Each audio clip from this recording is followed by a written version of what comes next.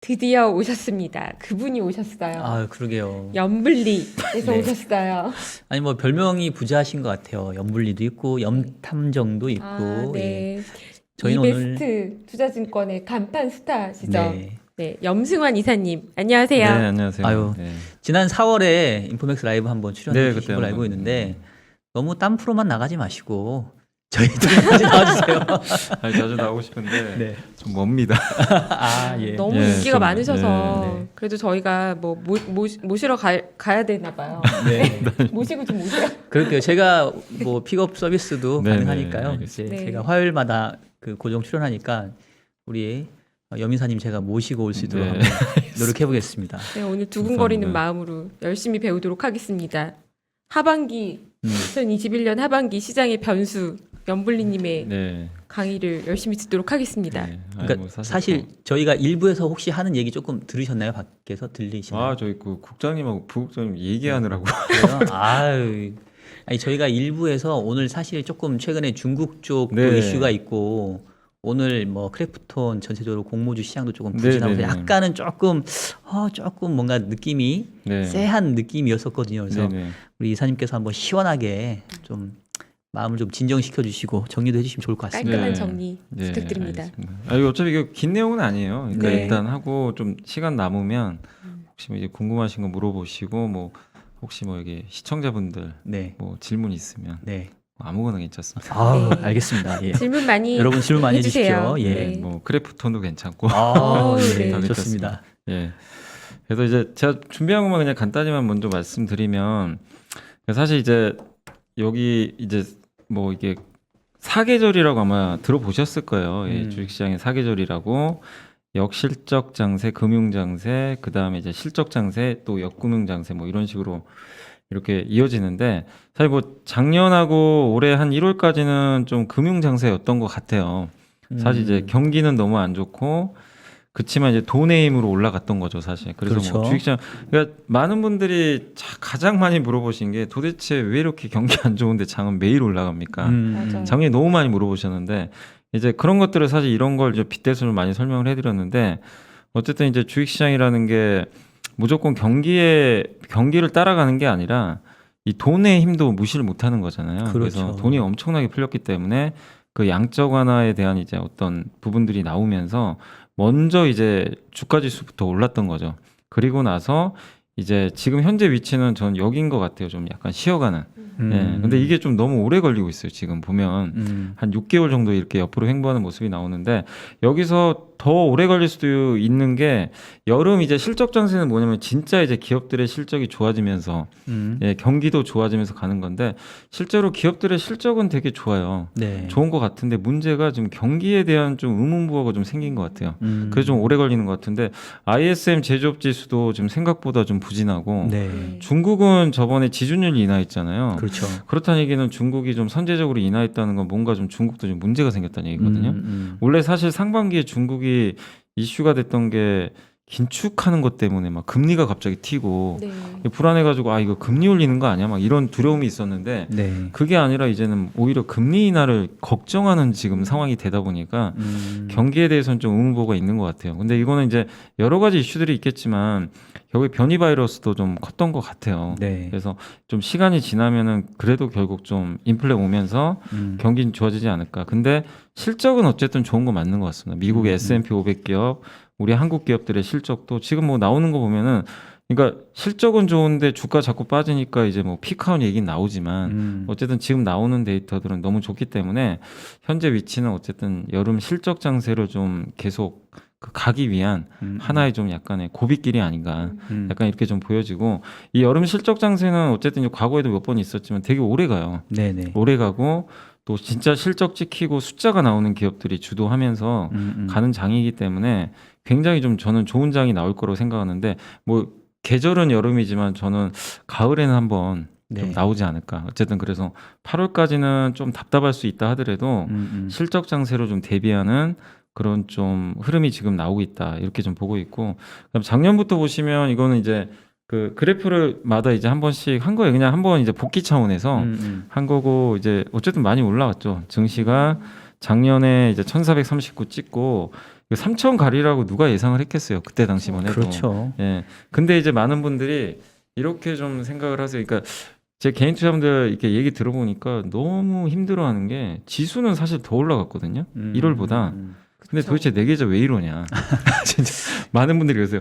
근데 삼성전자가 주가 계산해 보니까 고점에서 1월 고점 대비해서 한 18%인가 17% 빠졌더라고요. 그렇죠. 아. 9만 7천 네. 원인가 뭐 이렇게 근데 갔었으니까. 그때 많이 사신 분들은 진짜 허탈할 수밖에 없는 상황이고 네. 현대차도 좋은 줄 알고 샀더니만 지금 어쨌든 계속 흘러내리고 있고. 근데 사실 여러분들이 너무 자괴감은 갖지 마세요. 왜냐면 지수 올랐는데 왜 내 계좌는 마이너스일까? 이게 좀 이상한 게 그러니까 8개월 연속 올랐잖아요. 근데 사실 보면 1월 달에 고점 찍은 자리에서 변동이 거의 없어요. 그러니까 엄밀히 따지면 내 계좌는 본전인 게 사실 어떻게 보면 맞을 수도 있어요. 엄밀히 보면. 그래서 내가 뭐 너무 손해를 크게 본 게 아니라 본전 근처라든가 약간의 손실이면 그게 여러분이 뭐 너무 잘못했다. 저는 그렇게 보진 않아요. 그리고 올해 시장 보셔서 아시겠지만 미국의 금리가 갑자기 튀니까 갑자기 그 BBIG가 몰락을 하고 경기 민감주가 막 날아다녔어요. 포스코가 정말 대장주가 됐고 맞아요. 정말 저는 그런 경우 본 게 한 10년 만에 처음 본 것 같은데 네. 포스코, 한국조선해양, 현대미포조선 그러다가 이 사이클도 오래 갈 줄 알았더니 또 금방 식어가지고 네. 갑자기 소비재 기업들이 공매도 이후로 5월 달이었나요? 그때 이제 재개되고 나서 이제 우리 백신 맞으니까 경제 재개되니까 갑자기 항공 여행주가 뭐 날아다녔죠 사실은. 그리고 나서 6월 달 되니까 숨지기던 카카오가 날아갔고 7월 되면서는 또 2차 전지 소재 이런 쪽으로 이제 그 계속 주도주가 좀 바뀌면서 올라가는데 작년하고 다른 점은 작년에는 그냥 내가 주도주 사서 끌고 가면 수익이 많이 났는데 그게 아니에요. 그냥 계속 이렇게 교체가 일어나요. 그래서 개인 투자분들이 대응하기는 좀 너무 어려운 네. 시장이 지금 현재까지는 좀 이어졌는데 다만 이제 오늘 아마 여러분 많은 분들이 느끼셨겠지만 드디어 그 무거운 뭐 항상 이제 삼성전자 올라가면 이런 표현들 많이 하잖아요. 왕이 돌아왔다. 왕의 귀환 네. 하죠. 네, 왕의 귀환이라는 표현 하는데 네. 이게 진짜 왕이 이제 돌아와서 시장을 장악할지 모르겠지만 네. 정말 오랜만에 왕이 돌아온 건 사실이거든요. 예. 그래서 많은 분들이 좀 기대감을 높이실 것 같긴 한데 그래도 저는 오늘 삼성전자의 주가 상승을 보면서 되게 의미 있는 게 시장이 쉽게 망가지진 않겠구나. 여기서 레벨업이 바로 된다는 건 아닌데 삼성전자가 이렇게 강하다는 건 하방을 이게 막아주는 역할을 되게 해주거든요. 그렇죠. 근데 삼성전자 아시겠지만 요새 뭐 좋은 뉴스 나온 게 없어요. 실적 좋은 거 빼고는 맨날 안 좋은 뉴스만 쏟아져요. 뭐 인텔이 공격한다 뭐 이러면 쏟아지는데 근데 그런 상황에서도 오늘 의미 있는 반등이 나왔기 때문에 8월 증시 너무 좀 염려는 안 하셔도 될 것 같고 그다음 이제 하반기 제가 이제 생각해 본 시장 변수인데 네, 요게 이제 여기부터가 이제 진짜 예, 여기 많아요. 중요하죠. 되게 예. 많은데 이런 것도 그냥 하나씩만 그냥 간단히 설명해 드릴게요. 이제 네. 긴축은 다들 아시겠지만 이제 옐런 의장은 그러니까 옐런이 아니라 그 파웰 의장은 분명히 언급을 계속해요. 인플레도 일시적이고 최대 고용과 물가 안정 이게 지난번에도 얘기를 했잖아요. 청문회에서도 내 눈으로 확인하기 전까지는 어쨌든 더 지켜보겠다. 특히 신규 고용자 수가 크게 늘어날 때까지는 일단은 연준 입장에서는 액션을 취하지는 않을 것 같아요. 근데 이제 어제 그 윌러 연준 이사인가요? 그분이 이제 아마 8월이나 9월에 고용 지표가 너무 잘 나오면 10월에 바로 테이퍼링 해야 된다. 이런 얘기를 하신 것 같긴 한데 네. 그래서 지금 중요한 거는 고용 지표 같아요. 네. 근데 고용 지표가 진짜로 뭐 8월 그러니까 실업률이 말고요. 진짜 신규 고용자 수가 급증을 해버리면 테이퍼링이 다가올 수도 있습니다. 근데 그거를 여러분들이 너무 나쁘게 해석은 안 하셨으면 좋겠어요. 지금 보면 금리가 지금 급락을 했잖아요. 이게 경기도나 우려 때문인데 증시가 그것 때문에 막 휘청해요. 최근에도 보면 변동성도 커지고. 근데 잠깐 아플 수는 있어요. 테이퍼링 이슈가 또 나와버리면. 네. 근데 결국에는 테이퍼링 한다는 건 그만큼 경제 정상화가 가까웠다는 얘기니까 그렇죠. 부정적으로 볼 필요는 저는 없는 것 같아요. 그렇죠. 오히려 테이퍼링이 이제 빨리 다가와서 지수가 좀 흔들린다. 그럼 또 좋은 찬스가 될 수 있을 것 같아요. 네. 그래서 그거를 너무 공포심을 갖지 마시고 다만 연준 의장의 입을 빌리면 아직까지는 그게 확인이 안 됐기 때문에 네. 언제 지금 뭐 테이퍼링 할지는 아직은 아무도 알 수는 없습니다. 그래서 저는 아직까지는 긴축 시기에는 좀 빠르진 않다. 개인적으로는 좀 그렇게 보고 있고 두 번째가 이제 기업의 실적인데 이게 보면 올해 이제 이게 추정치라고 보시면 좋을 것 같은데 한번 이게 2021년이거든요. 네. 한번 보면 우리나라 시장이 안 빠지고 버티는 이유는 저는 가장 큰 게 이거라고 봐요.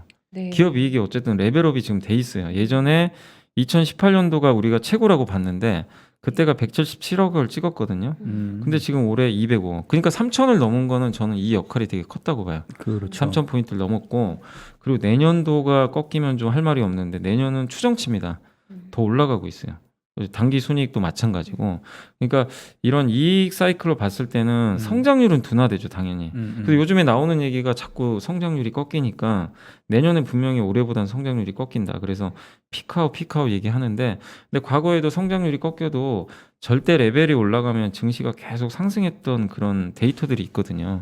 그래서 일단 중요한 건 전 역성장만 안 한다면 네. 일단은 내년도 증시도 이 코스피 영업이익 추이를 보면 저는 일단 나쁘지 않다 이렇게 좀 보고 있고 이 시점에서 하나 저 연매팀장님께 네. 잠깐 여쭤보고 싶은 게 있는 게 이게 지금 아까 보여주신 기업 실적 차트가 2022년 같은 경우는 이거 애널리스트 추정치죠. 예 애널리스트 그렇죠. 추정치죠. 네. 그러면 연매팀장님 이게 애널리스트 저도 애널리스트 해봤지만 약간 이제 추정할 때 바이어스가 있잖아요. 그렇죠. 그러니까 올해 같은 경우는 아마 추정치가 되게 낮은 상태에서 서프라이즈로 났었을 것 같은데 그럼 최근 분위기는 애널리스트 추정치를 조금 상향하고 있나요? 아니면 보수적으로 보고 저도 있나요? 지금 궁금한 게요. 예. 지금 아까 그 차트 다시 보여주시겠어요?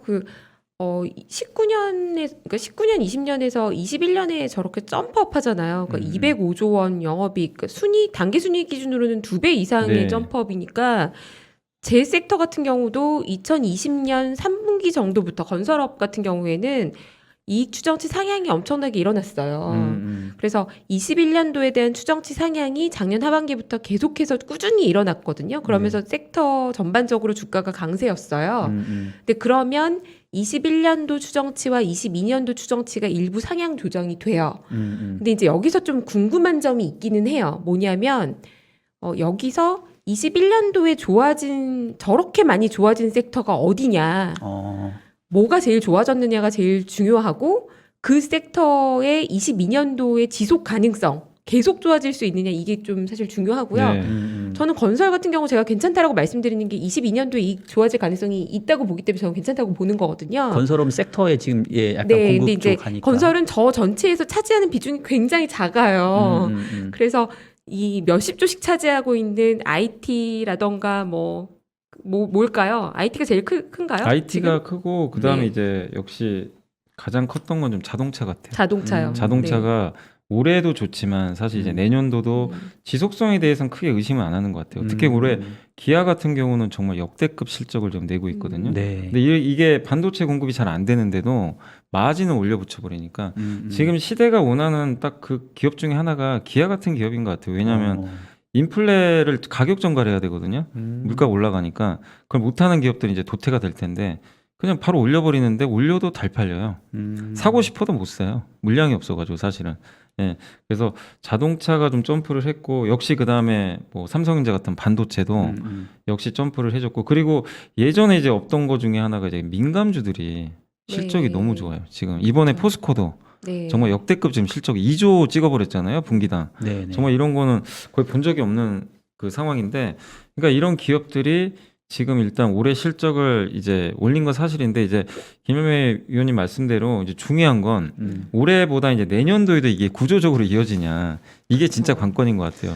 그러니까 근데 이제- 일단은 지금 이제 애널리스트들은 네. 제가 이제 이게 내년도가 사실 어떻게 될지 누구도 모르는데 네. 지금 저는 이제 매주 추정치를 이렇게 보거든요. 이렇게 네. 뭐 써주신 분들 계시니까 보면은 어쨌든 올해 단 한 번도 꺾이질 않아요. 제가 계속- 궁금한 게 그거였어요. 네, 올해 연초 계속 대비해서도 지금 계속 올라가고 있는 네. 추세인 거죠. 그러니까 이게 보면 여전히 저는 제 생각에는 애널리스트 아직도 보수적인 것 같아요. 아 진짜 이게 조심스러운 것 같아요 여전히. 그러니까 매주 이렇게 올라간다는 건. 근데 과거에 아마 그런 것도 있겠죠. 뭐 그 위원님도 계시지만 이게 좋게 썼다가 이게 보면 보통 4분기 이게 진짜 안 맞더라고요. 맞아요. 그게 몇 그렇죠. 번 있었는데 그래서 아마 되게 조심스럽게 쓰신 것 같아요 다들. 네. 근데 지금 생각보다 너무 잘 나오는 거죠. 이 숫자들이. 네. 그래서 계속 좀 후행적으로 올리는 것 같긴 한데 어쨌든 지금 내년 추정치에 대해서는 논란은 많습니다. 왜냐면 뭐 내년도 또 상반기엔 삼성전자 반도체 꺾인다. 그래서 요새 주가 안 가잖아요. 네. 아니다. 버틸 수 있다. 또 내년 하반기 좋아진다.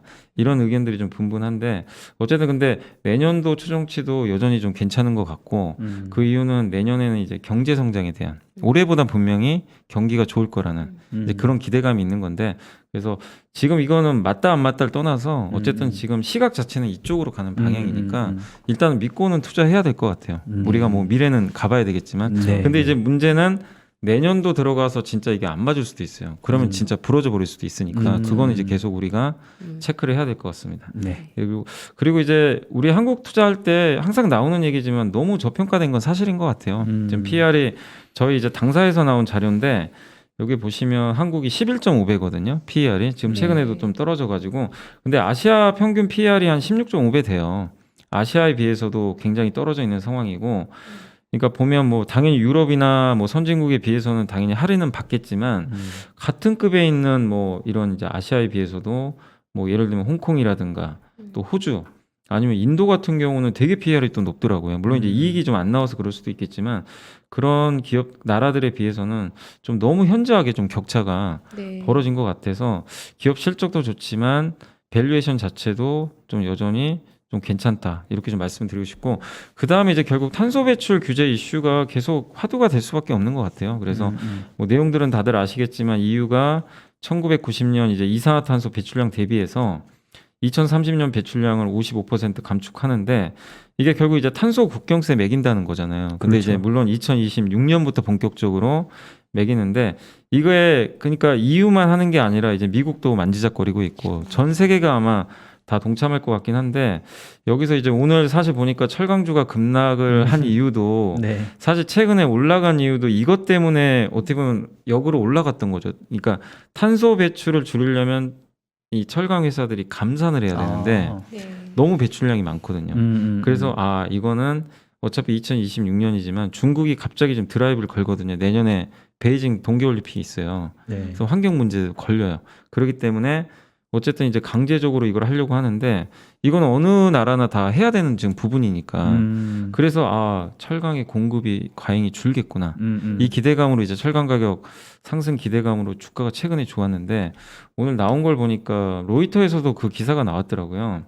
철강 감축을 이렇게 너무 그러니까 너무 감축을 밀어붙여 버리면 지금 가뜩이나 중국 경제가 안 좋은데 더 타격 받을 수 있다. 그래서 우리가 생각한 것보다 철강 감축이 기대보다는 감축이 만약에 100으로 잡았다면 예를 들면 70 정도만 하는 거죠. 감사는. 그래서 아마 그것 때문에 오늘 폭락을 한 것 같아요. 예. 그래서 오늘 아침부터 외국인들이 그냥 바로 공격 들어오더라고요. 그 이제 외신 기자 그게 나오다 보니까. 근데 결국엔 이것도 그거를 이제 그렇다고 해서 철강주로 이제 아 그러면 이제 안 좋은 건가? 이게 아니라 방향성은 이걸로 잡힌 게 맞아요. 그쵸. 큰 그림은 이리로 가는 거예요. 이제 약간의 속도의 문제예요. 결국 철강이든 뭐가 됐건 간에 다 여기에 걸려 있어요. 모든 업종들이. 그래서 거기에 수혜를 받는 기업, 피해를 보는 기업, 피해를 보더라도 대처할 수 있는 기업, 이런 기업들을 여러분들이 정말 잘 고민을 하셔야 될 것 같아요. 근데 우리가 봐도 탄소 배출 규제의 최대 수혜는 결국은 신재생 에너지 쪽인 것 같아요. 그렇죠. 그래서 요즘에 친환경 2차 전지가 가는 이유도 2차 전지가 가는 가장 명백한 이유는 숫자까지 지켜요. 바로 수소는 숫자가 잘 안 보여요 지금. 그쵸. 아직은. 네. 예, 근데 2차 전지는 숫자가 지금 찍히죠. 뭐 삼성 SDI도 흑자 전환하고 그러다 보니까 하지만 결국엔 이쪽 방향에 속해 있는 기업들이 숫자가 결국에 언젠가 찍힐 텐데 그러면 굉장히 무시무시한 속도로 또 주가가 올라갈 수도 있는 거거든요. 그래서 여러분들이 너무 그냥 뻔하다고 생각하지 마시고 탄소 배출 규제와 관련돼서 계속 좀 공부는 하셔야 될 것 같아요. 여기서 수혜를 받는 기업들이 어떤 게 좀 될지는 좀 계속 고민을 해보셔야 될 것 같고 그 다음에 이제 이게 저는 증시를 제가 앞으로도 몇 년간의 그러니까 중간중간 부침은 있겠죠. 뭐 1년에 한두 번의 10% 급락장은 반드시 오는데 그래도 저는 이제 구조적으로 간다고 보는 이유 중에 하나가 제가 이제 개인 투자분들도 만나보고 이렇게 얘기를 해보면 저도 이제 항상 고민인 게 작년에 개인들이 지금까지 130조를 샀거든요. 네. 2020년 1월부터 예. 지금 7월까지 네. 130조면 정말 이거 역대급이잖아요. 그렇죠. 예탁금이 40조가 늘었어요. 그럼 170조를 산 거예요. 근데 이분들이 그러면 이렇게 많이 들어왔으니까 사실 떠날 수도 있는 거잖아요. 언제든지. 예, 그럼 저는 그게 무섭거든요. 떠나면 저는 이제 우리나라 시장 별로 없다고 보여요. 예. 아니 왜냐하면 지금 옛날에는 외국인 기관이 이끄는 장이었는데 네. 지금 외국인 기관이 하고 증시 방향하고 잘 안 맞아요. 어떻게 보면은. 왜냐하면 그렇죠. 이제 작년부터 올해까지 보면 증시가 이렇게 많이 올랐는데 음. 지금 1,400부터 2배 이상 올랐잖아요. 누가 네. 샀죠? 다 개인이 사서 올린 거예요. 음. 어떻게 보면. 그리고 시장이 급락을 해도 방어를 해버려요. 음. 그러니까 일부 이제 좀 경험 많으신 분들이 그런 얘기를 하시더라고요. 아니 자기가 봤을 때 옛날 같으면 이거 지수가 폭락을 해야 되는데 안 그렇죠. 맞는다는 거예요. 네, 맞아요. 개인들이 또 방어를 해버리니까 그러니까 옛날 생각하시는 분들은 이게 안 맞아요. 지금 코드 자체가 그렇죠. 예, 해석이 안 돼요. 근데 옛날에는 진짜 무너졌어요. 지금 저도 옛날 경험 생각하면 아마 3,000 깨졌을 거예요. 지금 외국인 강도 정도면. 그렇죠. 근데 안 빠져요. 3,200에서 버티는 것도 그 외국인이 파는 날 개인이 1조 사봐서 받쳐버리거든요. 그러니까 삼성전자도 사실 지금 뭐 많은 분들이 많이 빠져서 스트레스 받아 하시지만 그 냉정히 말씀드리면 개인들이 방어 안 했으면 저는 7만 원 초반까지 갔다고 봐요. 그렇죠. 근데 여기서 네, 버텨버려요. 그러니까 버티니까 더는 이제 외국인이 또 사니까 바로 들어 올려버리잖아요. 그러니까 이 수급도 무시를 못하는데 과연 여기 들어온 개인들이 나갈 거냐? 저는 옛날 같으면 나갔다고 봐요. 왜냐 삼성전자가 7달 동안 빠졌어요. 그렇죠. 개인 주주가 550만 명이에요. 못 견뎌요. 옛날 같으면 다 네. 나갔어요. 이거 뭐 역시 주식은 안 되는구나. 근데 그게 아니에요. 지금 더 사요. 삼성전자를 어쨌든 지금 그 지난달에도 보니까 2조 5천억을 사셨어요. 개인 네. 투자분들이. 네. 안 좋은데도 그냥 사요. 그러니까 이거는 그 동학개미 운동이란 이제 작년에 그 운동이 좀 펼쳐졌지만 구조적으로 지금 네. 뭔가 머니무브가 좀 이루어지는 것 같다. 네. 쉽게 나갈 자금이 아니다. 네. 물론 이제 제가 걱정하는 건 주식을 대체할 수 있는 뭔가 자산이 생기면 또 바뀔 수도 있어요. 뭐 비트코인이 한번 그런 역할을 할 뻔도 했었죠, 사실은. 네. 한참. 근데 이제 당연히 아닌 걸로 또 결론이 나버렸고. 그래서 이 부분은 저는 계속 더 이어질 것 같고. 그다음에 저도 거기 조금 덧붙이자면, 그러니까 지금 얘기하시는 것처럼 어떤 개인 투자자들의 자산의 배분 자체가 그동안 우리 한국 사회는 대부분 이제 부동산 위주로 네. 있었는데 맞아요. 이게 뭐 자이든 타이든 부동산 시장의 접근도가 좀 갈수록 지금 뭔가 좀 그렇죠. 막히고 있잖아요. 네. 그리고 요즘에 이제 제 주변에 보면 젊은 친구들, 20대 젊은 친구들이 주식을 어떻게 보면 이제 하나의 문화처럼 많이 접근을 하는 것 같아요. 그런 것도 분명히 큰 변화인 것 같고, 그다음에 한 가지 더 얘기하고 싶은 거는 이제 우리나라가 퇴직연금 제도가 계속 이제 정착화되어 가는데 계속 뉴스에서 나오는 게 보면은 퇴직연금이 대부분 다 그냥 안전자산 위주로 묶어져 있는데 우리나라에서 지금 뭐 디폴트 옵션 도입하냐 안 하냐 이제 얘기가 있긴 하지만 퇴직연금에서 지금 대부분 은행이나 보험에 있던 퇴직연금을 이제 증권사로 옮겨서 직접적으로 ETF 투자를 하는 경우가 많이 늘어나거든요. 네. 저도 이제 제 개인 채널에서 ETF를 이용해서 퇴직연금 운용하는 거를 이제 여러분들에게 알려드리고 있는데 그 수요도 상당히 빠르게 맞아요. 늘어나고 네. 있어요. 그래서 맞아요. 저도 긴 추세에서는 예전에 비해서는 훨씬 증시 주변 자금이 풍부해지는 건 맞다. 맞아요. 이게 뭐 무조건 시장을 끌어올리는 건 아니지만 그래서 그런 측면에서는 작년이 상당히 기념비적이었고 요거는 뭐 쉽게 끝날 그런 추세는 아니다. 요 얘기는 좀 드리고 싶은 그러니까 것 같아요. 작년에는 어쨌든 개인들이 정말 강력하게 매수를 해서 이제 올리는 주체였다면 네. 올해 느낀 거는 그러니까 영원한 상승장은 없는데 개인들의 힘을 또 느꼈던 게 방어를 해버려요. 시장 자체를 안 무너지게. 그 역할도 했다는 측면에서는 올해 증시도 사실 개인들의 순매수를 우리가 그냥 가볍게 볼 거는 절대 아닌 것 같고 그리고 더 들어올 수도 있죠. 이게 물론 맞는다는 얘기는 아닌데 이게 이제 개인 순매수 여력 보면 옛날에 1999년도에 총 유동성 우리 M2라 그러잖아요. 네네. 보통 이제 뭐 즉시 현금할 수 있는 뭐 예적금이라든가 이런 거 다 포함해서 그래서 그 총 유동성 대비 개인 유동성을 보시면 이제 그러니까 유동성이라는 건 이제 예탁금이라든가 뭐 펀드 이런 자금들 다 나타낸 건데 요게 개인들의 유동성을 보면 99년도에는 이제 9.7% 정도였는데 2007년도에는 M2 대비해서 6%였어요. 근데 지금은 엄청나게 샀거든요. 이렇게 많이 들어왔는데도 3.7%밖에 안 돼요. 그러니까 그때 과거랑 이 가장 높았을 때를 비교하면 이게 IT 버블 네. 2007년도는 아시겠지만 적립식 펀드로 간접 투자하신 맞아요. 거잖아요. 다들. 그렇죠. 네, 누구나 한번 해봤을 그때보다도 지금 더 낮아요. 그러니까 그만큼 유동성이 엄청나다는 거죠. 이거 대비해서도 올라갈 여지가 있고 그러니까 유동성 대비해서 이제 코스피 시가총액 그 이제 비중인데 이것도 지금 그 1.7 정도 되니까 전체 유동성 대비해서 1.7배라는 거는 아직도 예전에 비해서는 올라갈 룸이 더 남아 있다는 얘기가 될 것 같아요. 요거는 사실 예전에 그 메리츠증권의 그 이진우 애널리스트가 네. 예전에 한번 보고서 쓴 거를 제가 참고해가지고 이제 제가 데이터 한번 또 따가지고 한 건데 어쨌든 아직도 상승할 그런 여지는 저는 그러니까 개인들의 유동성이 들어올 여지는 많이 남아 있다. 그러니까 그냥 170조 딱 얘기를 하면 이거 이제 더 이상 못 들어오겠다 이 생각들을 많이 하세요. 네. 근데 여전히 아직도 룸이 남아 있다는 거죠. 그래서 개인 유동성은 어디까지 들어올지는 좀 더 여러분들이 계속 올해 내내 체크하시면 좀 좋을 것 같고, 그 다음에 역시 오늘 삼성전자가 이제 공교롭게 이제 제가 이거를 주말에 만들었는데 어쨌든 오늘 상승을 했어요. 이게 정말 중요하긴 해요. 삼성전자가 모든 거를 지금 지수를 결정하는 요인이니까. 그렇죠. 근데 삼성전자가 저는 오늘 올랐다고 여러분들 흥분하시면 안 되는 게 추세 전환은 아직은 아니에요. 왜냐하면 불확실성이 해소돼야 제대로 가는 거지. 근데 오늘 상승의 의미는 이제 드디어 삼성전자 8만 원 정도는 바닥을 확실히 다졌다. 그래서 너무 이제 급락에 대해서는 두려움은 갖지 않으셔도 되는데 여러분들이 원하는 9만 전자, 10만 전자를 가려면 또 한 번의 테스트 과정이 필요하다는 거죠. 그래서 일단은 뭐 매출 증가 당연히 필요하고, 그러니까 어떤 애널리스트 분은 M&A를 해야 된대요. 네. 왜냐하면 우리나라 그 삼성전자의 매출액이 2012년부터 지금 2000년까지 200조에서 240조로 왔다 갔다 했어요. 그러니까 이게 무슨 얘기냐면 이익은 많이 늘었잖아요. 근데 문제는 이게 성장이 안 나왔다는 얘기예요.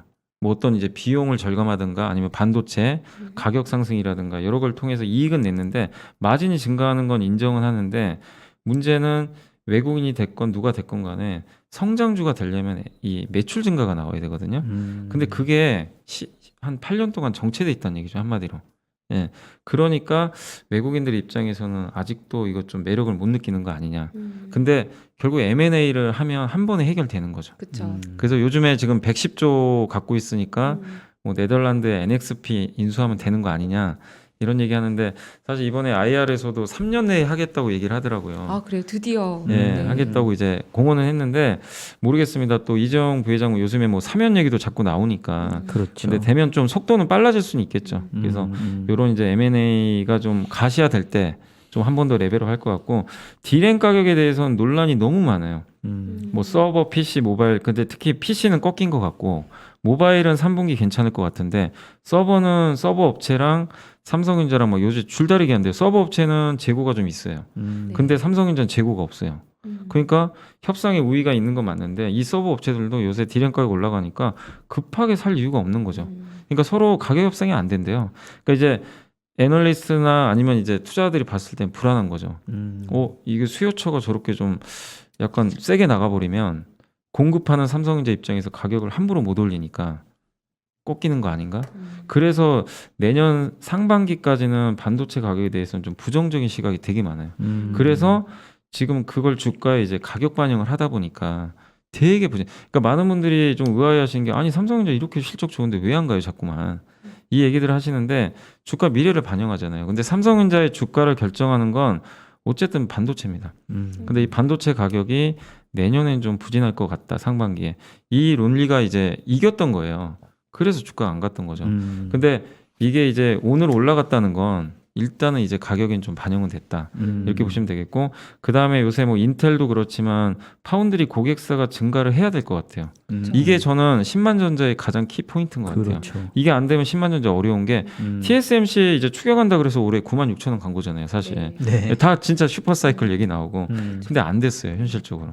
쉽지 않았는데 뭐 내년에 GAA 방식의 뭐 기술 이건 한번 검색해 보시면 되는데 이게 만약에 내년도에 양산이 되면 TSMC보다 좀 앞서가거든요, 기술 면에서. 근데 오늘 보니까 그 구글이 자기네도 이제 칩 만든다 그러더라고요, 갑자기. 이거 이제 왜냐면 원래 구글은 퀄컴에 의존을 했거든요. 네. 근데 만든다는 얘기는 이게 삼성한테는 또 기회가 될 수도 있을 것 같아요. 왜냐면 구글 입장에서는 이제 퀄컴 칩도 대부분 TSMC가 많이 하잖아요. 네. 근데 구글 입장에서 자기가 만들면 뭐 삼성하고 구글이 뭐 그렇게 경쟁 관계 또 아니거든요. 그러니까 저는 오히려 이게 구글이 했다는 데서 이제 저의 또 유추긴 한데 애플이 원래 삼성에 다 맡기다가 TSMC로 넘어간 게 경쟁사잖아요. 직접 그 스마트폰끼리. 그렇죠. 근데 구글은 고맙게도 삼성이 안드로이드 대장주란 말이에요. 그럼 맡길 가능성도 분명히 있거든요. 아, 그렇게 또 네, 약간 저는 서로 그 좋은 뉴스를 관계 보면서 있겠네. 이거 삼성이 되게 좋은 것 같은데 물론 이제 안 될 수도 있지만 약간 그 기대감은 생길 수가 있는 것 같아요. 구글이 이걸 직접 한다? 삼성에 맡기면 삼성은 또 레퍼런스가 쌓이게 되고 되게 선순환 구조가 만들어질 수 있어요. 그래서 고객사 확보 측면에서는 좀 좋은 뉴스가 나온 게 아닌가 이렇게 보여지고 그 다음에 이제 마지막으로 외국인 순매수가 필요한데 결국 외국인들이 오늘 정말 미친 듯이 샀습니다. 정말 하루에 오늘 삼성전자 6천억 샀더라고요. 하루 만에. 특별한 이슈가 있었나요? 아니, 특별한 이슈는 없었어요. 근데 이제 여러 가지 복합적으로 작용한 것 같아요. 그러니까 뭐 증권가에서 들리는 얘기는 뭐 사명 기대감도 있는 거 아니냐 뭐 이런 얘기도 일부 있고 그 다음에 아까 뭐 구글 뭐 이슈도 좀 있는 것 같고 그리고 이 정도면 디램 가격 이제 내년 상반기에 좀 빠져도 다 반영된 거 아닐까? 이런 이제 여러 가지 것들이 좀 복합적으로 작용한 것 같아요. 그래서 외국인들이 좀 오늘은 순매수를 했는데 문제는 이제 연속적으로 하느냐는 조금 더 그거는 좀 지켜보셔야 될 것 같습니다. 그리고 이제 독일 총선은 이게 솔직히 지금 아직은 누가 될지는 저도 모르겠는데 이게 한두 달 전에 봤을 때는 녹색당이 막 돌풍을 일으킨다고 하더라고요. 근데 이게 저는 녹색당이 되면 한국의 호재인 것 같아요. 네. 왜냐면 이 베어백 후보가 이제 굉장히 인기가 많다고 하는데 약간 이제 메르켈 총리랑 좀 닮았다고도 하더라고요. 약간 이제 이력 같은 게. 근데 메르켈 총리가 어쨌든 이번에 물러나잖아요. 그렇죠. 기민당은 아시겠지만 독일은 되게 보수적이잖아요. 돈을 안 써요. 그래서 흑자 재정으로만 하려는 이제 국가다 보니까 독일 국민들도 마찬가지고 예전에 미국은 막 양적완 하는데 막 유럽은 서로 의견 일치가 안 돼가지고 돈 풀기도 전에 막 갑자기 금리 인상해버리고 그래가지고 뭐 난리가 난 적이 그래서 네. 결국 유럽이 또 10년 침체기에 빠졌잖아요. 사실 근데 이게 서로 안 되는 거죠. 근데 저는 그 역할을 했던 게 사실은 독일 때문인 것 같아요. 독일이 너무 보수적이에요. 돈 잘 안 풀어요. 그래서 국민들도 사실 남유럽 국가에 빌려주는 거 반대하고 네. 근데 이 녹색당은 좀 다른 것 같더라고요. 재정에 되게 관대하더라고요. 돈 푸는 거에. 그래서 물론 이제 재정 적자 쪽으로 갈 수가 있기 때문에 긍정적인 데다가 이 돈을 친환경에 아마 녹색당 이름처럼 그쪽을 많이 인프라 투자를 할 것 같아요. 그렇게 된다라면은 유럽에 이제 녹색 바람이 더 불고 그리고 유럽이 이렇게 공격적으로 독일이 돈을 풀면 전 유로화가 강해진다고 보거든요. 아, 네, 달러의 경기가 좋아지니까 약세를 기대해 볼 수 예, 있다는 달러 얘기네요. 약세 또 하나의 원인이 돼요. 그러면은 그 전통적으로 달러가 약하고 유로화가 강할 때 특히 유로화의 강세 요인이 미국이 안 좋아서가 아니라 유럽 경기가 되게 좋아졌을 때는 유럽 경기가 좋으면요. 사실 이제 유럽은 중국과 연결고리가 많잖아요. 그렇죠. 물동량이 엄청 늘어나요. 그래서 보통 보면 옛날에도 조선주가 많이 갔어요. 그래서 이거는 우리나라 경기 민감주인데 되게 호재가 될 수 있거든요. 친환경주 플러스 민감주한테도 되게 좋은 뉴스가 될 수 있어요. 그래서 될지 안 될지 모르지만 한번 녹색당이 돌풍을 한번 일으키면 이게 9월이거든요. 한 달밖에 안 남았는데 얼마 안 한번 남았네요. 요거는 한번 독일 총선도 한번 변수가 될 수 있다.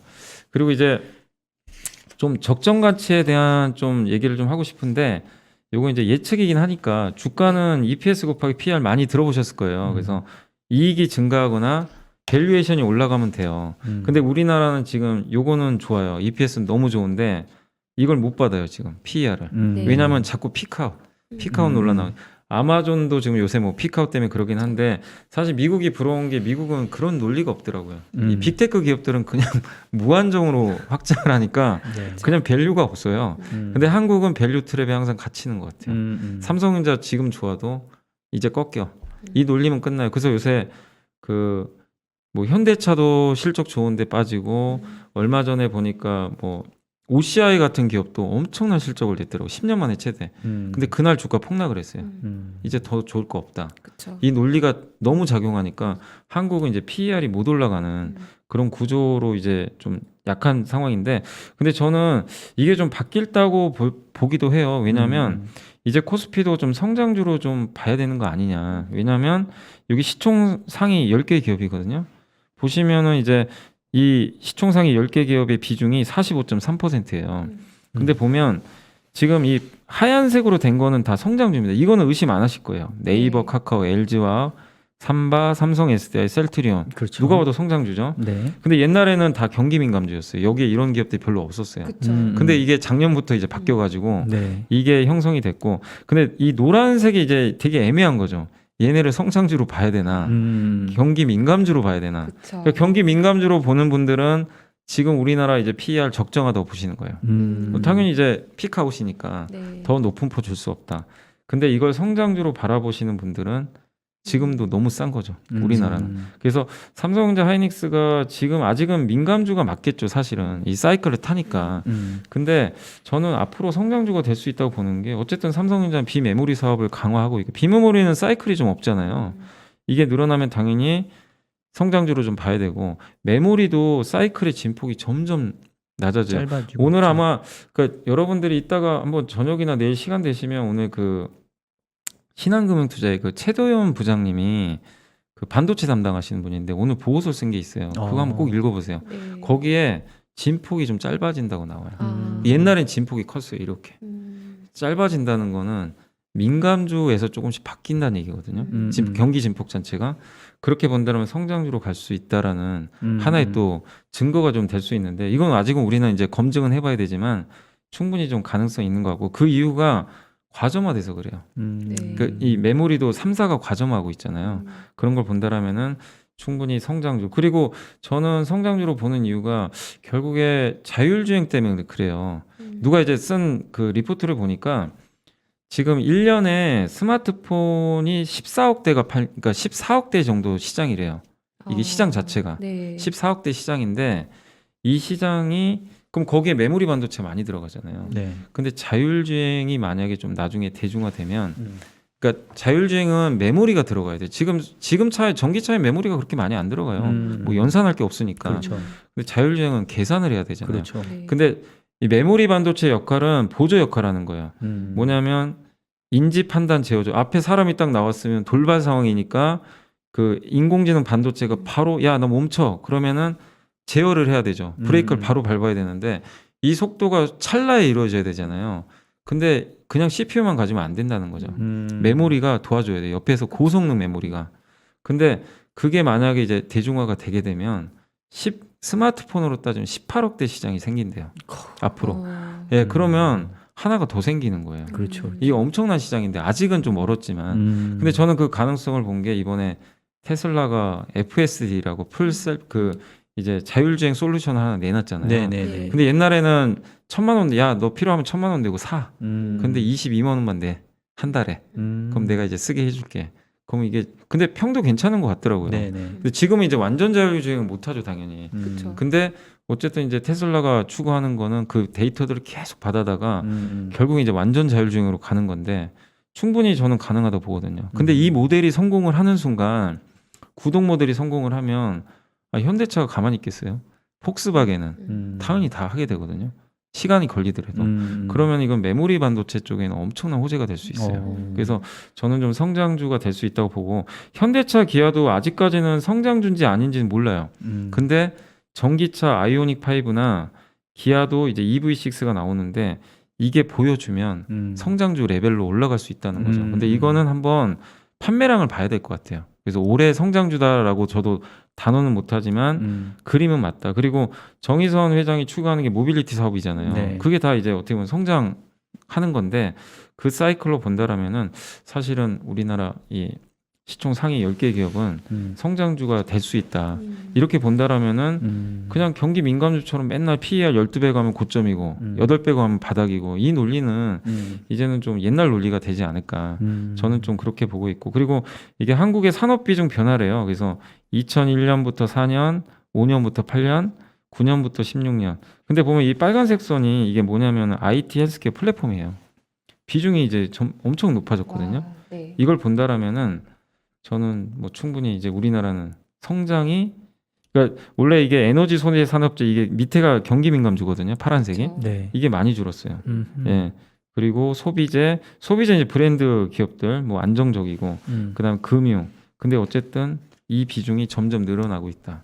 이렇게 본다라면은 한국은 어쨌든 성장형 국가로 조금씩은 이제는 좀 인정할 때가 된 거 아닌가 이렇게 말씀을 좀 드리고 싶고 그다음에 이제 요거는 코스피 적정 지수인데 우리가 이제 EPS 곱하기 PER로 하면 적정 지수가 나오잖아요. 네. 근데 올해 초에 그 이제 추정을 해보니까 우리나라 이제 EPS는 그냥 어차피 이제 코스피를 PER로 어차피 이제 계산했다고 좀 보시면 좋을 것 같고 그래서 210 지금 얼마 정도 되냐면은 현재 이제 추정치 기준입니다.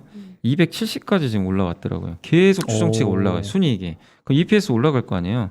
근데 그거를 이제 계산을 해보니까 이제 적정편은 솔직히 정답은 없어요. 없죠. 그건 누구든 몰라요. 근데 4,000이 그냥 괜히 나온 건 아니고 PER 15배 주면 4,050이 나와요. 그래서 4,000을 갈 수는 있는 건데 보시면은 올해 그 1월 달에 PER 15배 간 적이 있어요. 그때는 추정치가 이익이 낮았기 때문에 이 3,150일 때 그때 15배였어요.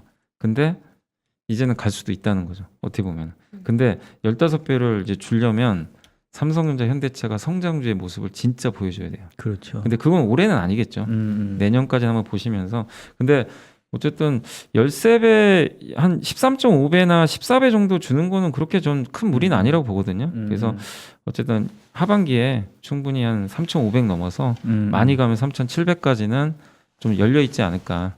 이렇게 저는 좀 일단 예상을 하고 있고, 그 다음에 이제 마지막으로 이건 뭐냐면 이제 업종인데, 제가 제일 좋아하는 말이 반드시 다가올 미래에 좀 투자해라. 이 말을 좀 좋아하는데, 이게 반드시 오는 거죠. 근데 그 시기는 모르지만, 그래서 ESG는 어차피 이제 다 해야 되잖아요. 그래서 요새 ESG에서 가장 눈에 보이는 게 환경. 그러니까 친환경 섹터 무조건 해야 되고, 신소재는 뭐냐면은, 저는 이제 신소재 중에서는 이제 한 두 가지, 그러니까 두 가지 정도로 보는 게 일단 바이오 플라스틱.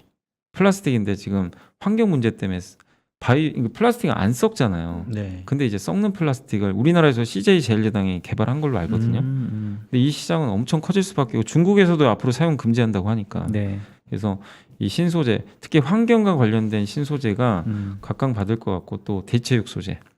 네. 이게 왜냐하면 맞아요. 이게 다 환경하고 연관이 돼 있는 게 그 이 축산 농가 같은 데 있잖아요. 네. 그 이렇게 뭐 소를 키우고 가축 이제 할 때 사육할 때 나오는 온실가스 배출량이 전체 17%나 된대요. 네. 엄청 많더라고요. 이게 왜냐면 소가 트림할 때 네, 맞아요. 메탄가스가 나오는데 네, 이게 그거 장난 저도 아니에요. 이 되게 사람이 재밌는데 그렇다고 하더라고요. 네, 그게 정말 메탄가스. 크다 소가 하더라고요. 대세김질하잖아요. 그것 때문에 17%요? 그러니까 전체 다 예. 사육 네. 소뿐만 아니라 뭐 네. 돼지, 닭. 맞아요. 네, 아니 제가 그거 저도 이제 좀 이게 진짜인가 그랬는데 그 확인해보고 기사를 싶은- 읽어보니까 네. 예, 한번 확인해 보시면 좋은데 그 정도로 많은 비중을 차지를 한대요. 네. 이게 그러면은 결국 이제 비욘드 미트가 이제 각광받았던 게 그렇죠. 대체육 소재잖아요. 근데 결국 이 트렌드가 이제 이어질 것 같아요. 이 이산화탄소 맞아요. 배출 문제 때문에라도. 그래서 신소재 산업, 우리나라도 이제 음식료 회사들이 이거 많이들 지금 뛰어들고 있어요. 그래서 한번 관찰해 보시고, 세 번째는 인플레는 반드시 올 것 같아요.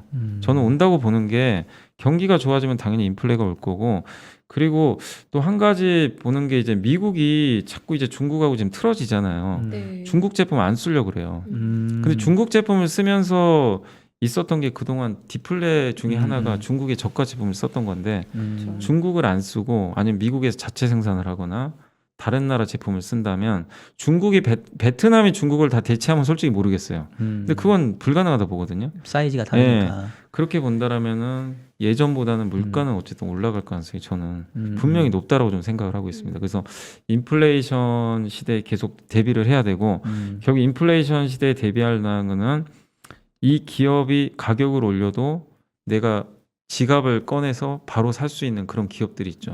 그런 기업들만이 어쨌든 또 살아남을 수밖에 없거든요. 가격 올렸을 때 바로 지갑 닫는 기업들은 힘들어질 수밖에 없다는 거죠. 예. 그러니까 예를 들면 코카콜라 같은 거는 1,000원 올려도 저는 마실 것 같아요.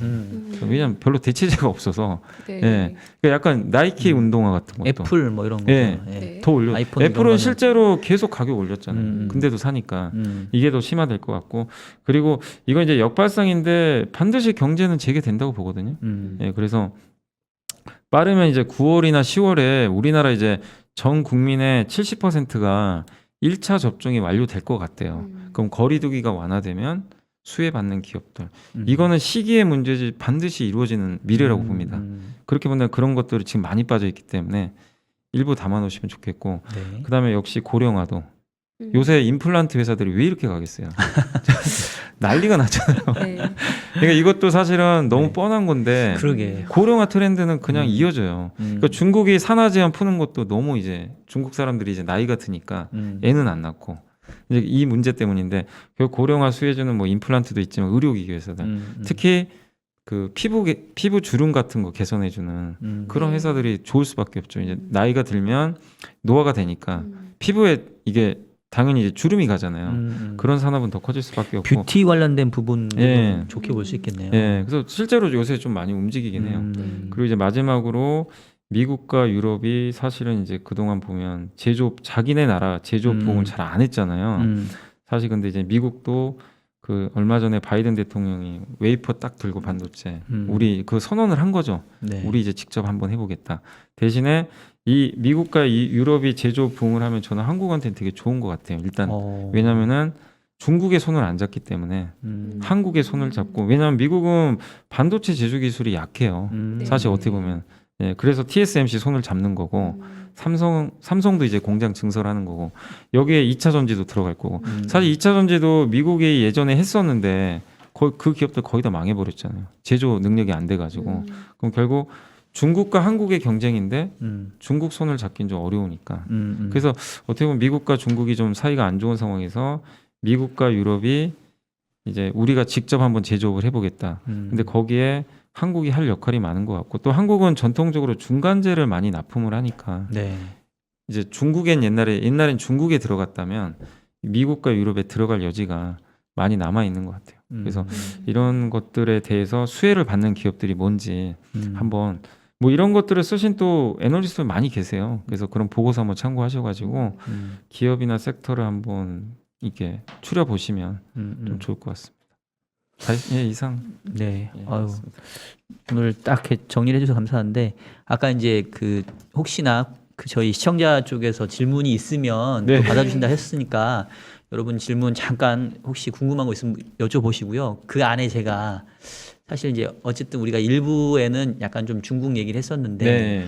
최근에 이제 중국의 어떤 규제가 강화되는 그런 움직임들이 그냥 뭐 중국 내 이슈로 그칠 건지 아니면 좀 우리가 이거를 리스크로 조금 더 면밀하게 봐야 될지 혹시 중국 쪽 영향을 어떻게 보시는지 그 부분 그러니까 좀 당분간은 불편할 것 같아요. 네. 그러니까 이게 저는 뭐 큰 흐름상으로 문제는 없을 것 같긴 한데 그러니까 중국이 지금 보면은 뭐 여러 가지 얘기들 나오잖아요. 왜 이렇게 중국이 갑자기 할까? 그러니까 그 이유 중에 하나는 결국 플랫폼 기업들이 너무 커지니까 중국 이제 공산당 정부 입장에서는 이제 그게 일단 불편한 거죠. 그러니까 학교로 치면 이제 선생님이 공산당 전부인데 학교에 정말 잘 나가는 애들이 있어요. 공부도 잘하고 이 애들이 이제 선생님을 뛰어넘으려고 하는 거죠. 선을 넘은 거죠. 마인도 약간 그런 케이스잖아요. 그러니까 이제 나와서 이제 때린 거죠. 빠따 때린 거죠. 사실은 어떻게 보면. 그래서 이제 경고를 준 거고 그거 경고를 주는 순간 이제 다 얼어붙어 버렸죠. 사실 모든 게.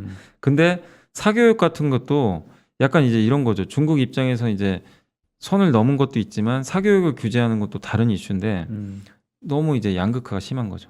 중국도 애를 안 낳잖아요. 중국 사람도 그렇죠. 요즘에. 근데 그 이유 중에 하나가 일부 또 사교육이라고 하더라고요. 소득이 많은 사람은 비싼 교육을 시켜서 좋은 대학 보내는데 못 하는 거죠. 소득이 낮은 사람들은 빈부격차 때문에 비싼 교육을 시킬 수도 없고. 근데 이게 이제 사교육 이 문제가 생기니까 중국 이제 정부 입장에서는 이거 막자. 이제 이거 양극화되면 안 되겠다.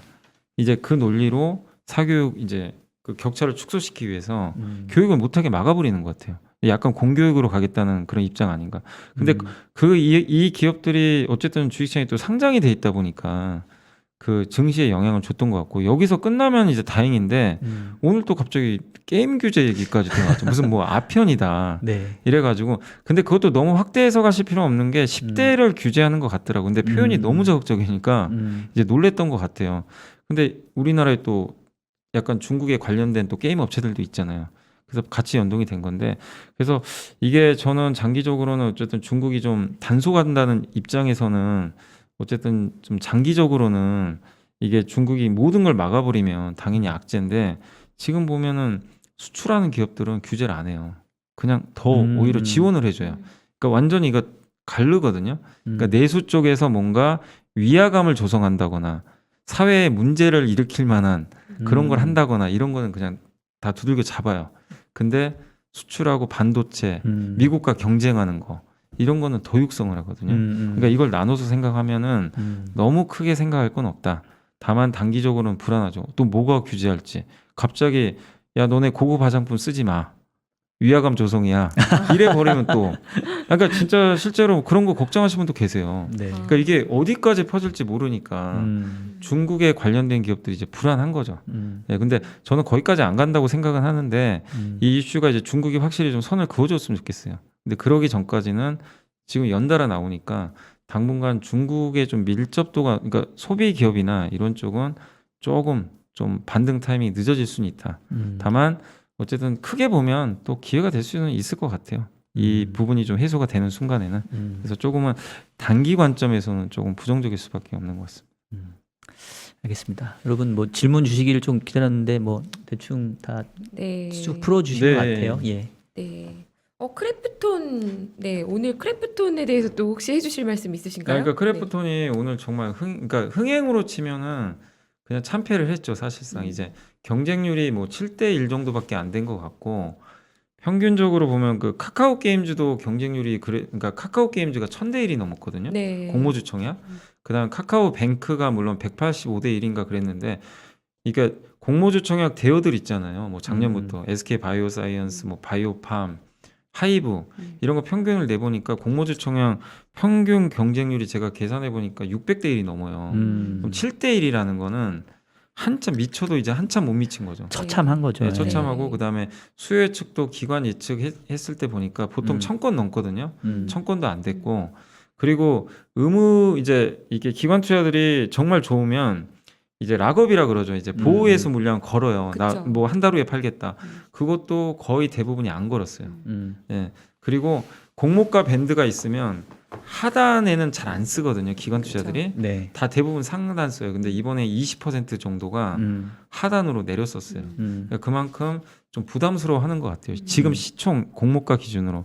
그래서 지금 과거 데이터를 보면은 좀 모르겠습니다. 다음 주 10일 날 상장하는데 좀 결과는 좀 그러니까 처음 좀 상장은 좀 약간 재미없게 시작하지 않을까. 일단 좀 그렇게 좀 생각은 되는데 다만 이제 그런 건 있더라고요. 이게 그 시총이 그래도 24조인데 24조인데 빠진다고 해도 20조에서 뭐 10조 원대 후반은 유지할 수도 있잖아요. 네. 그렇게 본다라면은 그래도 NC소프트하고 이제 비교를 해보면 그래도 이익이 좀 나긴 하니까 어느 정도 나니까 물론 단일 게임 리스크는 있지만 그래서 10조 원 후반이나 20조 원 유지를 한다고 치면 나중에 그 코스피 200 지수에 특례 편입되거든요. 그렇죠. 그래서 기관 수요가 매수 수요는 일부 들어올 수 있어요. 그래서 그 수요 때문에 나중에 좀 9월 만기일 전에는 한번 올라갈 수도 있는데 그 전까지는 조금 재미없는 주가 흐름이 좀 나오지 않을까.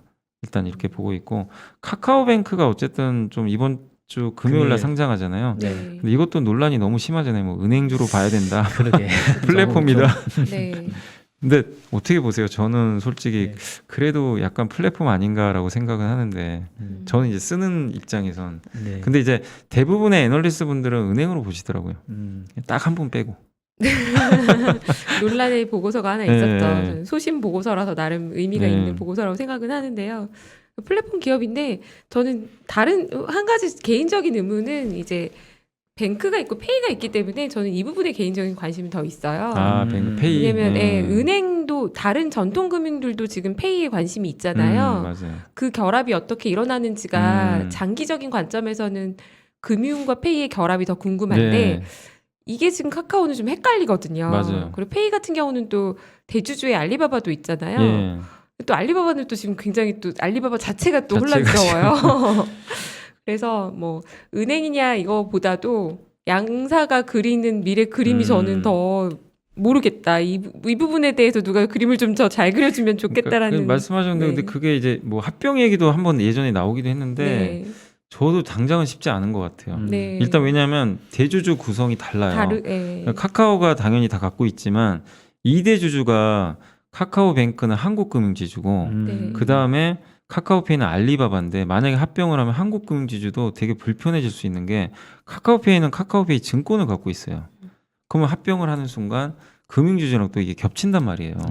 그래서 이게 나중에 지배구조가 이게 지분구조가 좀 정리가 되면 또 모르겠는데 지금 당장은 좀 쉽진 않은 것 같고 또 그리고 은행이잖아요. 네. 은행이 증권보험하고 합병을 한다. 이런 모델은 없잖아요. 이게 지주사 체제로 가야 되잖아요. 그렇죠. 사실은. 그렇죠. 지주가 있고 그 밑에 두는 건데 단 은행 증권 보험이 3개가 합친다. 그런 사례가 없잖아요. 지금 그쵸. 한 번도. 그렇기 네. 때문에 그것도 쉽지 않을 것 같고. 그래서 만약에 합병을 하더라도 지주사 체계로 만든 다음에 가지 않을까. 합병은 그- 쉽지 않아 예, 보이죠. 그래서 맞아요. 근데 예, 합병이 그래서- 쉽지 않은데 주주도 다르고 비즈니스는 그럼 어느 정도의 관계로 가져가는지도 그러니까요. 네, 이게 좀 굉장히- 애매한 것 같아요. 네. 지금. 그리고 사실 카카오뱅크랑 페이랑 좀 하는 사업도 약간 겹치는 것도 있어요. 네. 뭐 증권 뭐 계좌 대행이라든가 그쵸. 일부 제휴 이런 거 겹치는데 그래서 되게 좀 이게 평가하기가 진짜 좀 혼란스러운 것 같아요. 통상적으로 금융지주에 은행과 증권이 있는데 여기는 페이 밑에 증권이 있으니까 이게 맞아요 또. 이게 정말 기업 가치. 그러니까 저는 단순히 뭐가 비싸다 이런 측면만이 아니라 이 전체 그림을 놓고 어떻게 비즈니스가 흘러갈 것인지에 대해서 좀 어느 분이 잘 그림을 네. 그려주셨으면 좋겠다 이런 생각을 합니다. 네. 네. 두루두루 같이 봐야 될 것 같아요. 네. 네. 아유 뭐 오랜만에 우리 염인사님 모셔놓고 네, 또 혼나겠네요. 나눌 말씀은 또 더 많은데 또 이제 또 3부 순서가 있으니까 이제 네. 이 정도에서 또 보내드려야 될 것 같고요. 네네. 대신 오늘 말씀 충분히 다 못했으니까 또 네네. 조만간에 또 뵙도록 알겠습니다. 하겠습니다. 네, 네, 오늘 감사합니다. 직접 만나 뵙게 돼서 너무 영광이었고 아닙니다. 너무 네, 역시 듣던 대로 연불리님 아닙니다. 너무 네, 설레이는 마음으로 잘 네. 들었습니다. 하반기 변수 좋았고요. 매번 변수가 시장에 매일 나타나니까 자주 좀 저희에게 네, 네. 와주시면 알겠습니다. 감사하겠습니다. 네, 네, 감사합니다. 알겠습니다. 네, 감사합니다. 예, 고맙습니다. 네.